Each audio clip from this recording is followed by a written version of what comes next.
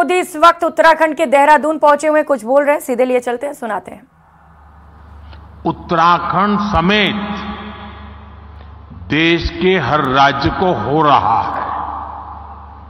साथियों, इन परिस्थितियों में उत्तराखंड इसलिए भी विशेष हो और स्वाभाविक हो जाता है क्योंकि यहां डबल इंजन सरकार है। उत्तराखंड में डबल इंजन सरकार के डबल प्रयास चारों तरफ दिख रहा है। राज्य सरकार अपनी तरफ से जमीनी सच्चाई को समझते हुए यहां तेजी से काम कर रही है।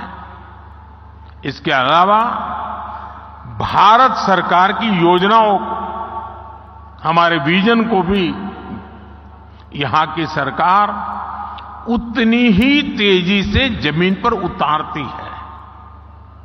आप देखिए, आज भारत सरकार 21वीं सदी के आधुनिक कनेक्टिविटी के इंफ्रास्ट्रक्चर पर उत्तराखंड में अभूतपूर्व इन्वेस्टमेंट कर रही है। केंद्र सरकार के इन प्रयासों के बीच अगली खबर का, प्रदेश भर में एसोसिएशन में मतदान जारी है। मतदान को लेकर अधिवक्ताओं में भारी उत्साह दिखाई दे रहा है। कड़ी सुरक्षा के बीच मतदान किया जा रहा है। हाईकोर्ट परिसर में मतदान के लिए चाक चौबंद व्यवस्थाएं भी की गई हैं। सीसीटीवी कैमरों से चुनाव पर पैनी निगरानी रखी जा रही है ताकि किसी तरीके की कोई गड़बड़ी सामने ना आए। तो बड़ी संख्या में अधिवक्ता अपने मतों का प्रयोग कर रहे हैं और जबरदस्त उत्साह अधिवक्ताओं में दिखाई दे रहा है। बार एसोसिएशन को लेकर मतदान लगातार जारी है। ये तस्वीरें भी सामने आ गई हैं। सीधी तस्वीरें जयपुर से आपको दिखा रहे हैं, जहां पर बार एसोसिएशन को लेकर चुनाव किए जा रहे हैं, जहां पर अध्यक्ष से लेकर उपाध्यक्ष और कई अन्य पदों को लेकर चुनाव में बड़ी संख्या में लोग बढ़ चढ़कर हिस्सा लेते हुए दिखाई दे रहे हैं। सीसीटीवी वहां पर लगाए गए हैं जिससे कि वहां पर साफ ट्रांसपेरेंट मतदान हो सके।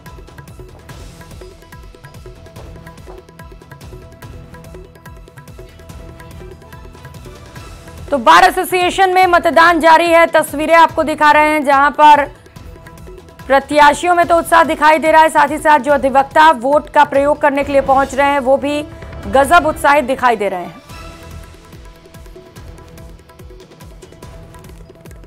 सहयोगी राकेश हमारे साथ सीधे जुड़ चुके हैं। राकेश, चुनाव लगातार जारी है, मतदान किए जा रहे हैं, दिखाइएगा वहां से तस्वीरें और बातचीत की भी कोशिश करिएगा। बिल्कुल, देखिए इस वक्त हम हाईकोर्ट परिसर में राजस्थान हाईकोर्ट बार एसोसिएशन के लिए मतदान यहां पर जारी है। हम देख सकते हैं कि अब जैसे जैसे दिन आगे बढ़ता जा रहा है, मतदाताओं की संख्या यहां हाईकोर्ट परिसर में लगातार बढ़ती जा रही है और अगले 3 घंटे में जो है सबसे ज्यादा मतदान होने की उम्मीद है। जो तमाम प्रत्याशी हैं, चाहे वो अध्यक्ष पद, उपाध्यक्ष पद या सेक्रेटरी का हो, वो यहाँ पर अपने लिए मतदान मांग रहा है। मतदाता सभी प्रत्याशी लाइन लगकर खड़े हैं। जो भी मतदाता यहाँ से गुजरता है उससे मतदान की अपील कर रहे हैं, अपने पक्ष में मतदान की अपील कर रहे हैं। राजस्थान हाईकोर्ट में लगभग 4660 कुल मतदाता हैं। इन मतदाताओं में से लगभग अब तक 40% तक वोटिंग हो चुकी है। चूंकि पहली बार सुप्रीम कोर्ट और हाई कोर्ट के निर्देश के अनुसार 1 बार 1 वोट पैटर्न पर यहां पर चुनाव प्रक्रिया संपन्न करवाई जा रही है। इसके लिए यहां बाकायदा सीसीटीवी कैमरों की निगरानी में पूरे परिसर को रखा गया है। जहां जहां से मतदाता गुजर रहे हैं वहां पर सीसीटीवी कैमरे लगाए गए हैं। साथ ही जो एक अधिवक्ता को एक ही जगह मत का जो है उपयोग करने की व्यवस्था दी गई है। और सबसे बड़ी बात यह है कि पहली बार यहाँ पर ई पर्ची सिस्टम व्यवस्था को लागू किया गया है। ई पर्ची सिस्टम से जो लंबी लंबी कतारें पर्ची के जरिए या मतदाता सूची देखने के लिए लगानी पड़ती थी, वो अब नहीं लगानी पड़ रही है। यहाँ मोबाइल से स्कैन करके और हर मतदाता अपनी जो वोटिंग करने की स्थिति, उसका पोलिंग संख्या, वो तमाम जान सकता है। चूंकि हाईकोर्ट और सुप्रीम कोर्ट के दिशा निर्देश पर यह चुनाव प्रक्रिया जो है संपन्न करवाई जा रही है। इसके लिए बाकायदा जो समितियां बनाई गई हैं, ये समितियां पूरे चुनाव की निगरानी कर रही हैं और जो दिशा निर्देश हैं चूंकि इस बार ना तो बहुत ज्यादा बड़े होर्डिंग्स लगाए गए हैं, ना पैम्पलेट लगाए गए हैं, तो एक आदर्श आचार संहिता के तहत चुनाव प्रक्रिया को संपन्न करवाने के लिए हम देख सकते हैं कि यहाँ पर बड़ी संख्या में जो अधिवक्ता हैं वो जो ई मतदाता पर्ची के जरिए अपने वोटिंग के सेंटर को ढूंढने की कोशिश कर रहे हैं। हम मतदान केंद्र की तरफ आगे बढ़ेंगे। आप देख सकते हैं कि हाईकोर्ट परिसर है ये किसी सरकार का राहत कैंप नहीं है। यहाँ पर जो मतदाता आ रहे हैं उनकी जागरूकता के लिए, उनकी सभी प्रकार की व्यवस्थाओं के लिए बाकायदा अलग अलग काउंटर लगाए गए हैं।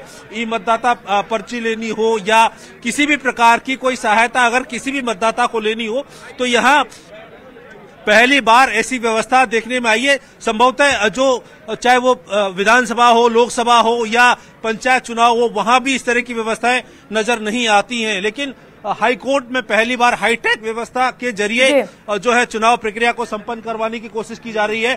आगे चल करके यहाँ से कुछ आगे मतदान केंद्र हैं जहाँ पर बाकायदा जो समिति के लोग हैं। बिल्कुल राकेश, तो जबरदस्त उत्साह मतदाताओं में भी दिखाई दे रहा है और जैसा कि आपने भी बताया कि इस बार प्रचार प्रसार पर रोक था, लेकिन बावजूद इसके वादे कई सारे किए गए हैं कि अगर हमें आप जीत कर लाएंगे तो हम ये काम करा देंगे। अब देखना होगा कि किनके वादों पर वहां के वोटर्स एतबार करते हैं। आप नजर बनाए रखिएगा। राकेश, बहुत शुक्रिया आपका तमाम जानकारियों के लिए। झुंझुनू से बड़ी खबर सामने आ रही है। टमकोर गांव में महिला की मौत की सूचना मिल रही है। कुंड में गिरने से एक महिला की मौत हो गई। पानी निकालते समय पैर फिसलने से कुंड में महिला गिर गई और इससे इस महिला की मौत हो गई। सूचना के बाद पुलिस भी मौके पर पहुंची, महिला को अस्पताल पहुंचाया गया, लेकिन वहां पर डॉक्टर्स ने महिला को मृत घोषित कर दिया। पुलिस ने पोस्टमार्टम के बाद शव परिजनों को सौंप दिया है। तो वहीं कोटा ग्रामीण की खीमच गांव में फसल की सिंचाई करते हुए संदिग्ध अवस्था में एक युवक की मौत हो गई। खेत में सिंचाई करने गए लोगों को युवक अचेत अवस्था में मिला। लोगों ने युवक को आनन फानन में अस्पताल पहुंचाया, जहां पर डॉक्टर्स ने युवक को मृत घोषित कर दिया। पुलिस ने संदिग्ध मौत मानते हुए मामला दर्ज किया है। हालांकि साइलेंट अटैक के चलते मौत मानी जा रही है। फिलहाल रामगंज मंडी थाना पुलिस मामले की जांच में जुटी है। बात बीकानेर की, जहां पर चोरों ने आतंक मचा रखा है। चोरों ने गंगा शहर थाना इलाके में एक घर के आगे खड़ी स्कॉर्पियो गाड़ी चुराने की कोशिश की। इस दौरान जब मालिक आया तो चोर चाकू दिखाकर भाग निकला। चोरी की यह घटना सीसीटीवी कैमरे में कैद हो गई। घटना की जानकारी पीड़ित ने पुलिस को दी है और घटना पर जांच जारी है।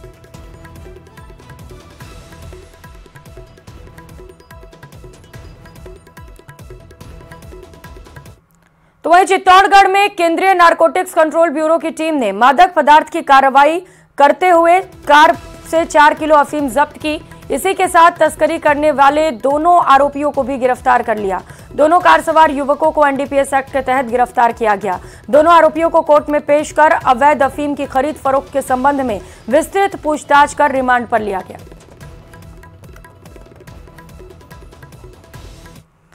खबरों में आगे बढ़ते हुए बात श्रीगंगानगर की, जहां पर दिन और रात के तापमान में गिरावट दर्ज की गई और ठंड बढ़ती चली जा रही है। साथ ही श्रीगंगानगर के ग्रामीण क्षेत्रों में कोहरा भी देखने को मिल रहा है।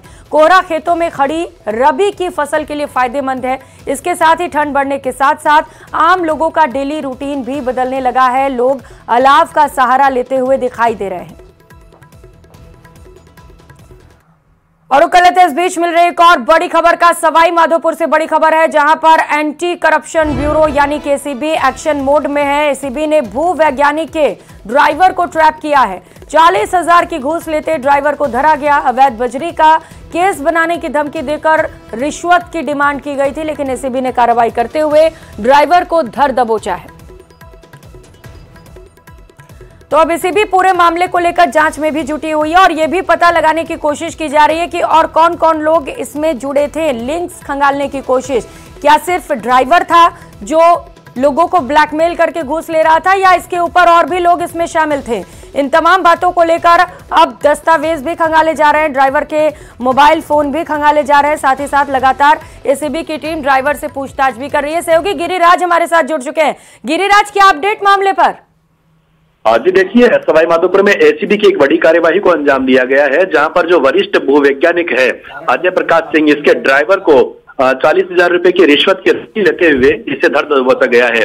ट्रैप की भनक लगने के साथ में ही जो अजय प्रकाश सिंह है वो मौके से फरार हो गए हैं। 5 जिलों का जो इंचार्ज है वो अजय प्रकाश सिंह को बताया जाता है। और इसके साथ ही मैं आपको ये भी जानकारी बता दूं कि लगभग जो मामला बताया जा रहा है, फिलहाल अभी तक एसीबी की तरफ से पूरी तरीके से मामला स्पष्ट नहीं किया गया है, लेकिन अवैध बकरी का केस बनाने की धमकी को देकर के ये जो रिश्वत की राशि है ये मांगी जा रही थी। एसीबी के जो एएसपी हैं सुरेंद्र सिंह, उनके नेतृत्व में समुचित कार्यवाही को अंजाम दिया जा रहा है और जो ऑफिस है एसीबी कार्यालय वहां पर जो कार्रवाई है उसको आगे बढ़ाने की जो कार्रवाई है वो चल रही है। जी बिल्कुल गिरिराज, तो कार्रवाई जारी है। माना ये जाए कि और भी खुलासे होंगे, क्योंकि सिर्फ ड्राइवर शामिल हो ये मानना थोड़ा मुश्किल है। निश्चित रूप से इसमें ड्राइवर के साथ में जो इंचार्ज हैं भू वैज्ञानिक अजय प्रकाश सिंह, इनकी जो भूमिका है वो पूरी तरीके से संदिग्ध नजर आ रही है। इसी को लेकर के जो कार्रवाई है उसको गति दी जा रही है। ठीक है, तो गिरिराज आप नजर बनाए रखिएगा। बहुत शुक्रिया आपका तमाम जानकारियों के लिए।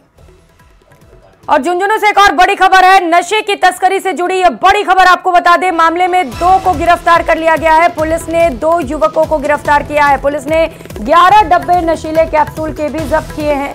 दोनों तस्कर से अब पुलिस पूछताछ में जुटी हुई है। तो वहीं कोटा कांग्रेस के पार्षद प्रत्याशी पर हमला, ये बड़ी खबर आपको बता दें। हमला चुनावी रंजिश के चलते किया गया। तलवारों से पार्षद पर ताबड़तोड़ हमला किया गया। विधानसभा चुनाव में शराब बांटने की बात को लेकर विवाद हुआ, जिसके बाद पार्षद प्रत्याशी पर हमला किया गया। चोपड़ा फार्म हाउस शिव मंदिर के पास ये घटना घटी। भीमगंज मंडी थाना पुलिस अब पूरे मामले को लेकर जांच में जुटी है।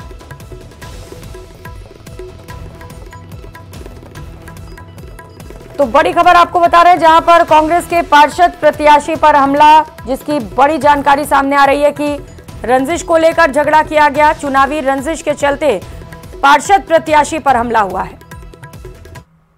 और खबर झुंझुनू से है, जहां इस साल की 4थी राष्ट्रीय लोक अदालत का आयोजन 9 दिसंबर को किया जाएगा, जिसमें शहर के तकरीबन 22,000 प्रकरणों के निस्तारण की उम्मीद है। इसके लिए कुल 11 बैच का गठन किया गया है।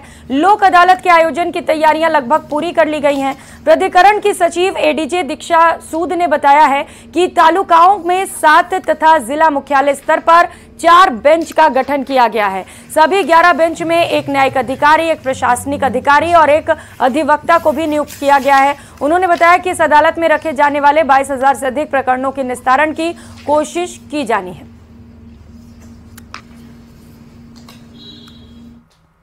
खबर चित्तौड़गढ़ से है, जहां ज्यादातर किसान अफीम की खेती पर निर्भर हैं। इन दिनों अफीम की खेतों में किसानों की खासी रौनक देखने को मिल रही है। 4 से 5 माह की खेती में पौधे में पत्ते आने लग गए हैं, जिसको लेकर किसान उनका छोटे बच्चों की तरह लालन पालन कर रहे हैं। खेती में किसी प्रकार का नुकसान न हो, इसे लेकर काश्तकार परिवार सहित दिन रात खेती को संभालने में जुटे हैं। वर्तमान में मौसम में हुए बदलाव के कारण पीले पत्तों को तोड़कर रोगों से बचाव का कार्य किया जा रहा है। हालांकि इस बार बारिश कम होने से सिंचाई की जा रही है, जिसका फायदा और नुकसान आने वाले मौसम पर निर्भर करेगा। के साथ ही अब मंदिरों में भी भगवान को गर्म कपड़े पहनाए जाने लगे हैं। आगरा गेट अजमेर स्थित प्राचीन गणेश मंदिर के पंडित घनश्याम आचार्य का कहना है कि कार्तिक पूर्णिमा से सर्दी की शुरुआत हो जाती है और बसंत पंचमी तक भगवान को गर्म कपड़े का श्रृंगार कराया जाता है। वहीं भगवान के भोग का भी विशेष ध्यान रखा जाता है। विशेष रूप से भगवान को गर्म खाद्य पदार्थ ही भोग में लगाए जाते हैं।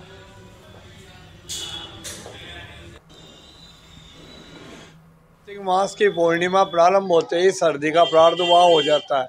जिस प्रकार हमारे सर्दी लगती है, इस प्रकार ये तो देव है, समस्त संसार का संचालन करते हैं, तो इनको भी सर्दी लगती है। तो मंगसर में प्रारंभ होते ही भगवान को गर्म वस्त्र धारण कराए जाते हैं। दाना मेथी गुड़ का भोग, लड्डू, गर्म चीज़ें, रात्रि को दूध का भोग लगाया जाता है। यह प्राचीन काल से परंपरा चली आ रही है। ये देवों के देव है, तो सभी देवताओं के यही सब मंदिरों के अंदर ये गर्म वस्त्र, ऊनी वस्त्र पहनाए जाते हैं। तो भगवान की सर्दी का विशेष ध्यान रखा जाता है। और मकराना का मार्बल एक बार फिर से पूरे देश में चर्चा का विषय बना हुआ है। मकराना के मार्बल का इस्तेमाल अयोध्या में बन रहे भगवान श्री राम के मंदिर में हो रहा है। श्री राम मंदिर के गर्भगृह के आसन को मकराना के मार्बल से बनाया गया है। इसके साथ ही गर्भगृह की फर्श में भी इसी मार्बल का उपयोग किया गया है। 22 जनवरी को इसी मार्बल के सिंहासन पर रामलला विराजमान होंगे। बता दें कि मकराना के मार्बल अपनी क्वालिटी के लिए विश्व भर में प्रसिद्ध हैं। मकराना के मार्बल से बनी मूर्तियां विदेशों में एक्सपोर्ट होती हैं। मकराना के इस मार्बल को संगमरमर भी कहा जाता है।